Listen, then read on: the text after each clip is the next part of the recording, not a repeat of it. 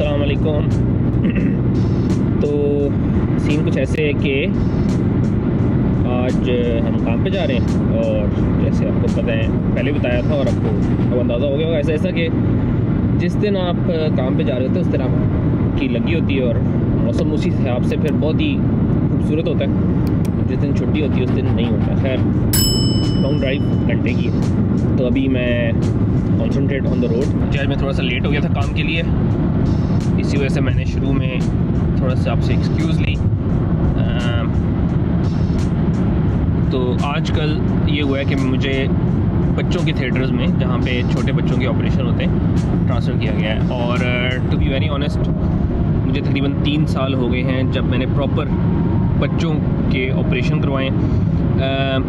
बच्चों के ऑपरेशन हम करवाते रहते हैं नॉर्मल एवरीडे लाइफ में भी।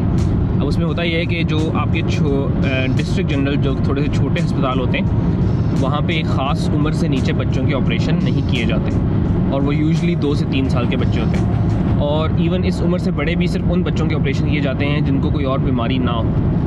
तो non complicated straight forward surgery जो है वो तो आपको आती है। मैंने इवन सोलो लिस्ट में भी बहुत सारी करवाई है और उसमें कोई ज़्यादा फैक्टर नहीं होता। बस ये होता है कि बच्चों की दवाइयों की डोजेस थोड़ी सी कम देनी पड़ती। जो बहुत छोटे बच्चे होते हैं जिस तरह नौमौलूद बच्चे हैं या ऐसे बच्चे हैं जो प्री टर्म है जिन्होंने इवन अपनी प्रेगनेंसी की मुद्दत भी पूरी नहीं की, और ऐसे बच्चे जो 2 साल से 1-2 साल के छोटे छोटे बच्चे हैं उनसे हमारा ताल्लुक़ वास्ता बहुत कम पड़ता है। तो वही बात है कि जिस चीज़ से आप यूज़ टू ना हो और आपका ताल्लुक़ वास्ता इतना ना पड़ता हो तो उससे आपको थोड़ी सी एंजाइटी होती है, तो थोड़ा सा फेयर होता है आपके अंदर।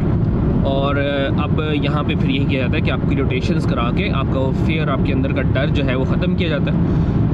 तो ये मेरी नई रोटेशन है, आई एम एन्जॉइंग इट। मुझे हमेशा नई चीज़ें सीख के मज़ा आता है। हाँ, बच्चों के साथ थोड़ा सा काम करने में मुझे एंजाइटी फेयर रहता ही है, हर किसी को होता है। छोटी जानें होती हैं और बच्चों में एक ख़ासियत ये होती है कि वो पहली बात है बहुत देर तक अपनी बीमारी को टॉलरेट करते हैं, लेकिन जब उनकी टॉलरेंस लेवल ख़त्म होता है तो वो एकदम से डिप करते हैं। और फिर जो मेन एक चीज़ है वो ये कि हर चीज़ छोटे साइज़ की होती है। तो हम बड़े लोगों को तो बड़ी बड़ी ट्यूब में डाल देते हैं, लेकिन छोटे बच्चों को जो ट्यूब डलती है कभी कभी वो जो जूस के डब्बे का स्ट्रॉ नहीं होता उससे भी छोटी होती है, तो वो निकलने का चांस भी उससे ही ज़्यादा होता है। फिर जी इसके अलावा जो छोटे बच्चे होते हैं उनका सांस के रास्ते के मसले मसाइल जो होते हैं वो भी ज़्यादा होते हैं। इन एडिशन क्योंकि छोटा जिस्म है और अभी गुर्दे और जिगर सही तरह डेवलप नहीं हुआ होता, तो उनको दवाइयाँ भी उस हिसाब से कैलकुलेट करके बहुत ही ज़्यादा एहतियात से देनी पड़ती।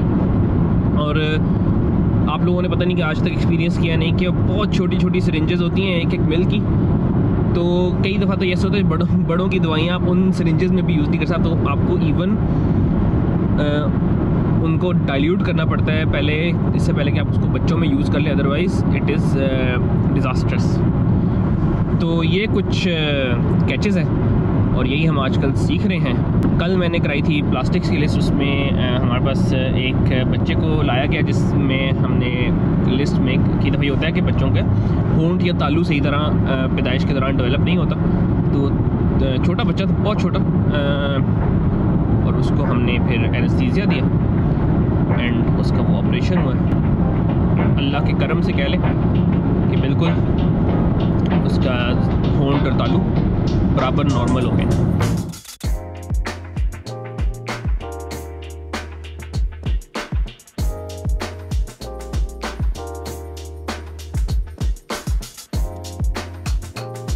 छुट्टी हो गई है जी काम से, अभी मैं जा रहा हूँ इफ्तारी लेने। मैं लीड्स में काम कर रहा हूँ आजकल और इफ्तारी हम लेने जा रहे हैं ब्रैडफोर्ड, जो कि लीड्स के थोड़े से पास है। मेरे घर से तकरीबन 1.25 घंटा लगता है, यहाँ से मुझे लगेगा ऑलमोस्ट आधा घंटा उम्मीद है। तो इफ्तारी लेके फिर हम घर जाएंगे। वैसे तो इहान के लिए ईद के कपड़े भी लेने थे, लेकिन वो इंशाल्लाह फिर कल परसों चक्कर लगेगा तो देखेंगे। हम लोगों के क्योंकि कोविड में बाहर निकले नहीं, तो पाकिस्तान से जो कपड़े लेके आए थे पड़े हुए हैं, तो वही हम जो है ना चलाएँगे। नए हैं बिल्कुल, कोई इतना बड़ा इशू नहीं। तो आज मैंने जो काम पे किया है that is called pen round. तो पेन राउंड में ये होता है क्योंकि हम लोग ऑपरेशन से और पेन से काफ़ी डील करते हैं और हमारा एज एनेस्थिस्ट काम ही होता है कि हमने पेशेंट्स को कंफर्टेबल रखना है सर्जरी के दौरान, सर्जरी के बाद। तो बड़ों में तो खैर एक अलग ही साइंस होती है, लेकिन बच्चों में इंटायरली डिफरेंट कहानी है पेन मैनेजमेंट। तो वही चल रही थी, उसी पे मैंने कंसल्टेंट से और एडवांस स्पेशलिस्ट नर्सेज, यहाँ पे नर्सेज जो होती हैं उनका इतना एडवांस किस्म का ट्रेनिंग उनकी हुई होती है कि दे डील विद बहुत कॉम्प्लेक्स सिचुएशंस, कॉम्प्लेक्स पेन्स। तो एक बहुत सीनियर नर्स थी जिसके साथ मैंने राउंड किया, वही हमने देखा है कि कौन कौन सी मोडालिटीज़, कैसे बच्चों को असेस करना है, क्योंकि ऑब्वियसली बच्चे आपसे बात तो नहीं कर सकते, छोटे बच्चे स्पेशली। तो इस तरह कैसे असेस करना है कि जी 10 दिन का, 1 माह का बच्चा, 6 माह का बच्चा दर्द में है या पेन में। एक जो बड़ा आदमी होता है ना, बड़ा पेशेंट होता है, उसकी सफरिंग जो है ना इंसान देख सकता है, लेकिन एक छोटे से बच्चे की जो 1-2 माह का हो उसकी सफरिंग, और आप इमेजिन नहीं कर सकते कैसे कैसी हालात में बच्चे हमारे पास आते हैं, उनकी सफरिंग देखना जो है ना वो बर्दाश्त नहीं होता। फिर बच्चों के पेरेंट्स को कैसे आप काउंसिल करेंगे, उनसे बात कैसे करेंगे, उनको कैसे समझाएंगे कौन सी दवाई कैसे किस वक्त कितनी मिकदार में देनी है, एट्सेट्रा एट्सेट्रा। तो आज जो है very interesting day for me. छोटा बच्चा जो आज मैंने देखा है वो सिर्फ 2 किलो का था, और कुछ सैड स्टोरीज़ भी होती हैं बच्चों में अनफॉर्चुनेटली। तो काफ़ी कुछ सीखने को मिला, and obviously you try and learn whatever you can and then you take it forward in your practice. अभी जाते हैं, इफ्तारी पकड़ते हैं एंड देन घर जाएंगे। इस वक्त थोड़ा सा रश आवर है।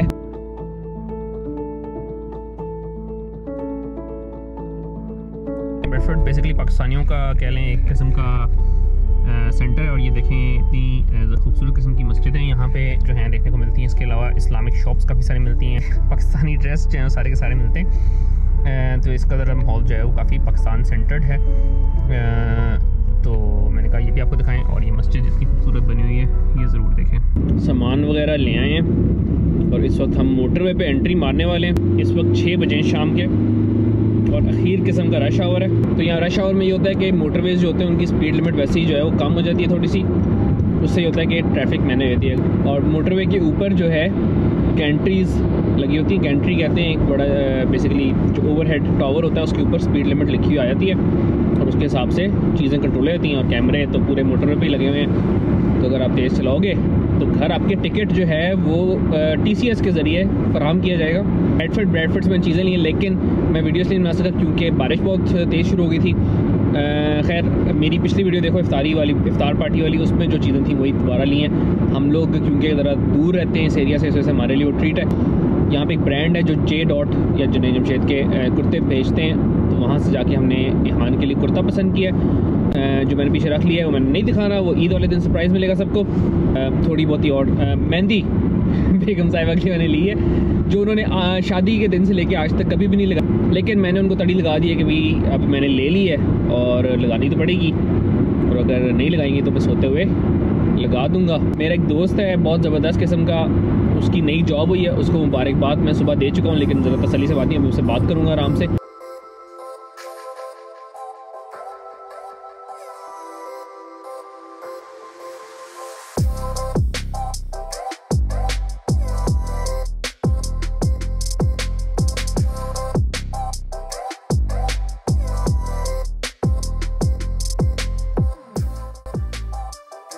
इहान ने मेहंदी जो है उसका एक्सपेरिमेंट कर लिया, स्टार बना हुआ है। क्या है इहान? It's a red star. Yummy star?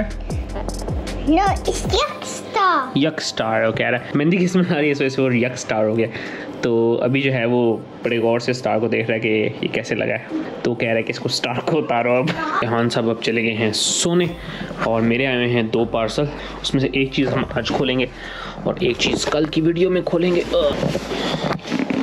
तो ये रहा एक डब्बा और ये रहा दूसरा डब्बा। Let's open the big box first, और इसमें कुछ चीज़ें मंगाई हैं। This is for a monopod. Monopod क्या होता है भाई? एक ट्राईपॉड होता है, उसका छोटा वर्जन जो है उसको मोनोपॉड कहते हैं, जिसकी सिंगल टांग होती है। What else?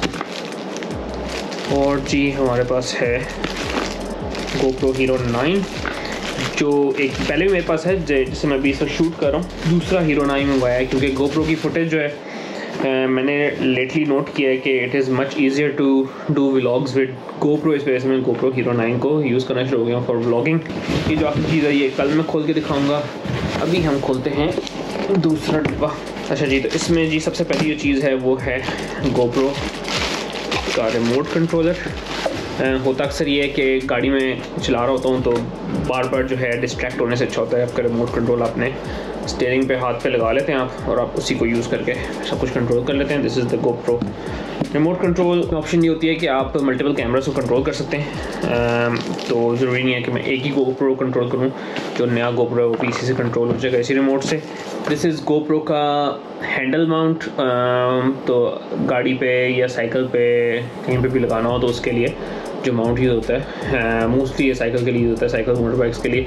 And last but not least, जो मेरे पास पहले भी एक चीज़ मौजूद है लेकिन I bought another one is GoPro suction cup mount. इसका फ़ायदा ये होता है कि you can mount your GoPro even outside your car. तो ज़रूरी नहीं है अपनी गाड़ी के अंदर ही हमेशा इसको लगाना है, आप इसको गाड़ी के बाहर भी माउंट कर सकते हैं। This is what I have ordered. जो पैकेज आ रहा है उसमें ये बॉक्स इंक्लूडेड है। मेरे पास एक पहले भी पड़ा है, ये एक नया आ गया। इसको खोलें, को दिखाते हैं जी इसमें क्या क्या है। जी इसमें ये पेपर वर्क है GoPro Hero 9 का। ये है जी Hero 9 कैमरा और इसकी तारें शारें का माउंट और बैटरी। तो ये थी जी ब्रीफ सी अनबॉक्सिंग वीडियो जो मैंने बनाने का मेरा इरादा नहीं था, जो मैं पहले भी बना चुका हूँ GoPro के बारे में। ये GoPro की चिल्ली उतर गई है और ये साइड से भी उतार लेते हैं, फ्रंट से ये स्क्रीन भी और ये बैक स्क्रीन भी फारिग। And this is the new camera. इसकी बैक स्क्रीन है, ये फ्रंट स्क्रीन है, इसकी डोर ओपनिंग साइड से है और बैटरी मैं अपनी जो चार्ज है वो ले आया हूँ, वो मैंने डाल दी अंदर, और कार्ड भी जो मेरे पास पहले से पड़ा है वो अंदर डाल देते हैं। तो इसमें मेरे पास 3 GoPro आ गए। एक मेरे पास Hero 7 है जो मैं गाड़ी में यूज़ करता हूँ, एक Hero 9 है जो मैं अभी यूज़ कर रहा हूँ जिसमें सब रिकॉर्डिंग हो रही है, और ये एक और Hero 9 है जो अब फर्स्ट टाइम फायर अप होने लगा है। And there you go. और मेरे से सेटअप कराएगा सारा का सारा। खैर मैं इसको सेटअप करता हूँ। And that's it for today. उसके बाद सोएंगे और थोड़ी सी सैरी की तैयारी करेंगे।